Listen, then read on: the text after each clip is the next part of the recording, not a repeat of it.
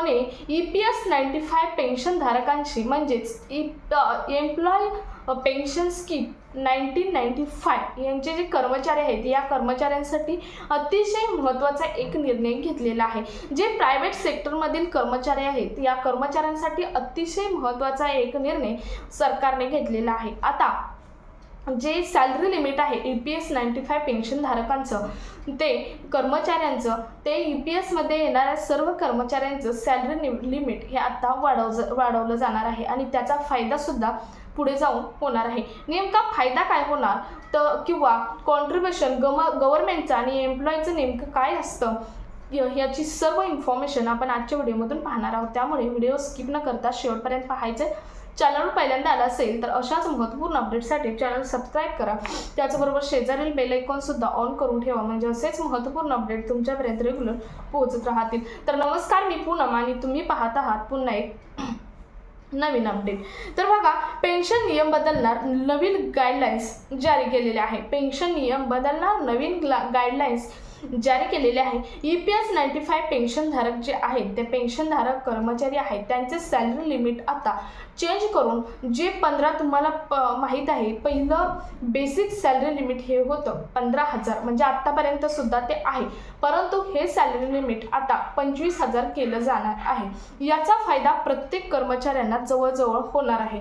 म्हणजे या अगोदर असं होतं की ज्याची 15,000 आणि त्याच्या आतमध्ये सॅलरी आहे अशाच पेन्शनधारकांना EPS 95 पेन्शन स्कीममध्ये घेतलं जात होतं, कव्हर केलं जात होतं, परंतु आता हे लिमिट 25,000 करण्यात आलेले आहे। बेसिक सॅलरी ज्यांना 25,000 आहे, 25,000पर्यंत आहे अशा सर्व कर्मचाऱ्यांना पेन्शनधारकांना यामध्ये कव्हर केलं जाणार आहे आणि ज्या EPS 95 पेन्शनधारकांच्या ज्या लाभ आहेत ते लाभ त्यांना मिळणार आहेत, म्हणजे पेन्शन ही मिळणार आहे। आता तुम्हाला माहीत आहे पेन्शनधारकांचे जो भारताचा पेन्शनचा उच्चांक आहे तो सुद्धा पूर्ण घसरलेला आहे। ते तुम्हाला मागच्या महिन्यामध्ये ती न्यूज तुम्ही ऐकलेलीच आहे, परंतु आता EPS 95 पेन्शनधारकांचं बऱ्याच ठिकाणी आंदोलन सुद्धा चालू आहेत हे सुद्धा तुम्हाला माहीत आहे। परंतु आणि त्यातच सरकारने फक्त ही एक न्यूज दिलेली आहे, परंतु बऱ्याच जणांना ही न्यूज सुद्धा बॅड वाटते कारण फक्त लिमिट चेंज केलं, परंतु सरकारने जी पेन्शन वाढ आहे पेन्शन वाढ मात्र अजून केलेली नाही, त्याबद्दल कोणतंही अपडेट दिलेलं नाही। पुढे जाऊन आपण ती अपडेट पाहणारच आहोत। परंतु बघा, सॅलरी लिमिट 15,000 वरून 25,000 केलेलं आहे। याचा फायदा 5 लाख करोड लोकांना म्हणजेच कर्मचाऱ्यांना होणार आहे। त्याचा बघा त्यामध्ये कॉन्ट्रीब्युशन कसं असतं बघा, 8.33% एम्प्लॉईज असतं प्लस त्यामध्ये त्याचा उनुलेट DA केला जातो आणि त्या मिळून हे 12% होतात, म्हणजे टोटल DA आणि बेसिक जे कॉन्ट्रीब्युशन दिलं जातं ते 8.33% असतं, त्यात DA पण प्लस केला जातो आणि असं 12% एम्प्लॉईज असतं। तर फक्त 1.16% हे कंपन्या किंवा सरकार थ्रू दिलं जातं, बघा गव्हर्नमेंट थ्रू दिलं जातं। म्हणजे जवळजवळ किती मोठा भाग आहे तो गव्हर्नमेंट एम्प्लॉयकडून घेतला जातो आणि गव्हर्नमेंटकडून अगदी 1/3 भाग हा दिला जातो आणि तो फंड सेव्ह केला जातो आणि त्या फंडातून पेन्शन दिली जाते। परंतु पेन्शन आता किती मिळते तर पेन्शन फक्त 1,000 मिळते।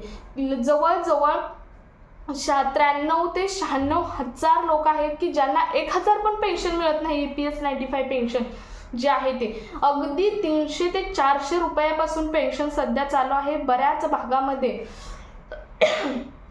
तुम्ही बघितलं तर 300 ते 400 रुपये पेन्शन सुद्धा मिळालेले आहे बऱ्याच पेन्शनधारकांना। मला जेव्हा व्हिडिओ पोस्ट केला जातो तेव्हा कमेंटमध्ये पेन्शनधारक आहेत ते सांगतात की आम्हाला फक्त 400 रुपये पेन्शन आहे।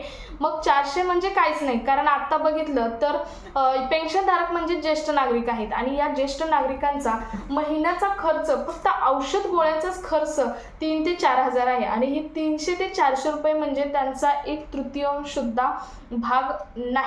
त्यामुळे सध्या तुम्ही बघितलं तर बऱ्याच ठिकाणी EPS 95 पेन्शनधारक आहेत ते पेन्शनधारक आंदोलन करत आहेत, जागोजागी मोर्चा घेत आहेत। मी कालच एक व्हिडिओ पोस्ट केला होता EPS 95 पेन्शनधारकांची पुढची जी अपडेट आहे ती पुढची अपडेट मी कालच्या व्हिडिओमधून सांगितलेलीच होती। तरीही थोडक्यात आजच्या व्हिडिओमधून सांगते, EPS 95 पेन्शनधारकांचे जे प्रतिनिधी स्वरूपात काम करतात ते माननीय कमांडर अशोक राऊत NECचे राष्ट्रीय अध्यक्ष यांनी प्रत्येक EPS 95 पेन्शनधारकांना रिक्वेस्ट केलेले आहे की प्रत्येक EPS 95 पेन्शनधारक जिथे मोठं आंदोलन आहे तिथे जरी जाऊ शकत नसेल तरी त्यांनी आपापल्या जे जिल्हा आहेत, आपापले तालुके आहेत तिथे छोटा का होईना मोर्चा घ्या. EPFO अधिकाऱ्यां जे EPFOचे जे सेंटर आहे तिथे जाऊन मोर्चा काढा. म्हणजे आपलं जी मागणी आहे ती मागणी सरकारपर्यंत पोहोचायला मदत होणार आहे. त्यामुळे EPS 95 पेन्शनधारकांनी प्रत्येकाने या आंदोलन आपल्या परीने चालू करा, तरच आपला जो न्याय आहे, न्यायाचा हक्काची आपली पेन्शन आहे ती आपल्याला पेन्शन मिळणार आहे. तुम्हाला माहीत आहे 7,500 पेन्शन मिळण्यासाठी बऱ्याच दिवसापासून संयमतेच्या मार्गाने EPS 95 पेन्शनधारक आहेत ते आंदोलन करत आहेत. तुम्हाला माहीत आहे 2022मध्ये माननीय कमांडर अशोक राऊत यांनी सरकारला प्रेझेंटेशन दिलं होतं. त्यानंतर 2024मध्ये सुद्धा प्रेझेंटेशन दिलं होतं आणि ते प्रेझेंटेशन सरकारला पटलेलं सुद्धा होतं आणि त्यामुळे सरकारने त्याची दखल घेत होकारात्मक उत्तर सुद्धा दिलं होतं. 17 ऑक्टोबर 2025ला लेखी लेटर सुद्धा दिलेलं होतं की आम्ही तुमच्या 4 मागण्या आहेत ती पूर्ण करू. परंतु आत्ता ऑक्टोबर म्हटलं तर ऑक्टोबर, नोव्हेंबर, डिसेंबर, जानेवारी जवळजवळ 3 ते 4 महिने होत आले, परंतु या लेटरचं कोणत्याही प्रकारचं उत्तर हे पॉझिटिव्ह पद्धतीने दिलं नाही. तुम्हाला माहीत आहे आता हिवाळी अधिवेशन झालं, संसदेत बोलताना सुद्धा माननीय ज्या राज्यमंत्री आहेत सुश्री शोभा करंदीजी यांनी सुद्धा टाळाटाळीचीच उत्तरे दिली. प्रत्येक वेळी एकच उत्तर त्यांनी दिलेलं आहे. त्यांना बऱ्याच जणांनी प्रश्न विचारले होते, मंत्र्यांनी सुद्धा, की EPS 95 पेन्शनधारकांचा जो मुद्दा आहे तो मुद्दा ते वारंवार मांडत आहेत, परंतु आतापर्यंत त्याबद्दल कोणतीही तुम्ही चर्चा करत नाही किंवा पॉझिटिव्ह रिप्लाय देत नाही. ते संयमतेच्या मार्गाने त्यांचं आंदोलन करत आहेत तरीसुद्धा त्यांचा पॉझिटिव्ह रिप्लाय त्यांना मिळत नाही. असं बऱ्याच मंत्र्यांनी संसदेत सुद्धा प्रश्न विचारले होते, परंतु प्रत्येक वेळी ते शोभा करंदीजी यांनी एकच उत्तर दिलेलं आहे की हो आम्ही त्यावर विचाराधीन आहोत, परंतु ही एक कॉन्ट्रीब्युशन स्कीम आहे, एवढं कॉन्ट्रीब्युशन असतं. तुम्हाला माहीत आहे ते प्रत्येक वेळी एक उत्तर त्यांनी दिलेलं आहे. ते बऱ्याच जणांना माहीत आहे. त्यावेळी आपल्या चॅनलवर आपण संसदेत काय झालं याचा व्हिडिओ सुद्धा पोस्ट केला होता. बरेच जण आपल्या चॅनलचे EPS 95 पेन्शनधारक व्ह्यूवर आहेत, त्यामुळे प्रत्येक जणांना हे उत्तर काय होतं ते माहीत आहेच. परंतु बघा आजच्या व्हिडिओचा महत्त्वाचा मुद्दा आहे तो सॅलरी लिमिट होता. सॅलरी लिमिट आता 15,000 25,000 केलेला आहे. म्हणजे थोड्याफार प्रमाणात कुठेतरी फायदा होत असल्याचा दिसून येत आहे. म्हणजे निम्मेच लोक यामध्ये सामील होत होते, आता बऱ्यापैकी लोक यामध्ये EPS 95 पेन्शन स्कीममध्ये सामील हे होणार आहेत. परंतु मागणी कधी पूर्ण होणार याबद्दल कोणतंही अपडेट नाही. आणि 4 तारखेला कमांडर अशोक राऊत यांनी सांगितलेलं आहे की 4 तारखेला पुन्हा एकदा आपण आंदोलन करायचं आहे असं सांगितलेलं आहे. प्रत्येक ठिकाणी तुम्ही मोर्चा सध्या काढा. आम्ही सुद्धा म्हणजे कमांडर अशोक राऊत यांनी सांगितलेलं आहे की आम्ही लेखी स्वरूपात जे लेटर आहेत ते लेटर प्रधानमंत्री, वित्तमंत्री, श्रममंत्री सगळ्यांजवळ दिलेले आहेत आणि त्याचा आम्ही विचार करू असं सुद्धा त्यांनी सांगितलेलं आहे. परंतु कधी करणार हे माहीत नाही, परंतु आपण 1 ते 2 महिन्याची वाट बघायची आहे आणि ज्या 2026च्या मध्यापर्यंत आपण आपला विजय मिळवायचा आहे. मग तो कोणत्याही मार्गाने मिळवायचा झाला तर मिळवायचंच आहे असं कमांडर अशोक राऊत यांनी प्रत्येक EPS 95 पेन्शनधारकांना आश्वासनही केलेलं आहे.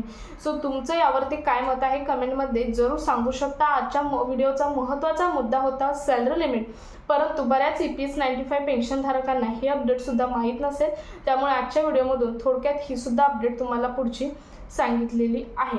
यावरती तुमचं काय मत आहे कमेंटमध्ये जरूर विचारू शकता. आपल्या चॅनलचे बरेच व्ह्यूवर आहेत, EPS 95 पेन्शनधारक आहेत आणि महत्त्वाचं म्हणजे EPS 95 पेन्शनधारकांच्या ज्या खऱ्या अपडेट आहेत त्या आपल्या चॅनलवर येतात. कुठेही पेन्शन वाढणार, आज तारीख आहे, उद्या तारीख असं सांगितलं जात नाही, खरी अपडेट दिली जाते.